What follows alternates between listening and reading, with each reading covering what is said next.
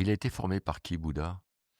Ben, en fait, c'est un peu la légende parce qu'on sait pas trop, mais ça aurait été un prince d'un petit royaume du nord de l'Inde et puis, on aurait voulu le protéger complètement, son père qui voit pas la mort, la souffrance. Puis un jour, il sort, il découvre la maladie, la mort, la souffrance. Il se dit: «Mais il faut comprendre ces questions-là» et du coup, il abandonne femme, enfant et royaume et Comme quoi, il très moral, le donc mec. pas très voilà, ça on le dit jamais, et il se retrouve, à méditer pendant 10 ans, il fait de l'ascèse et tout, il dit: «Ça sert à rien» et puis après D'accord. 10 ans dans la forêt où il mène une vie ascétique, il dit: «Ça sert à rien», il est passé d'un extrême à l'autre, il va prôner la voie du juste milieu, c'est-à-dire ni l'abondance des richesses, ni la pauvreté extrême et donc dans cette voie du juste milieu, il va s'asseoir au pied d'un arbre, il va méditer pendant très longtemps, il va avoir ce qu'on appelle l'éveil, c'est-à-dire une compréhension profonde de ce qu'est l'existence humaine et de comment faire pour essayer de quitter la douleur et d'atteindre cet état de paix intérieure qu'il appelle le nirvana. Parce que Bouddha, ça veut dire l'éveillé. L'éveillé. C'est pas son nom, il s'appelle Siddhartha Gautama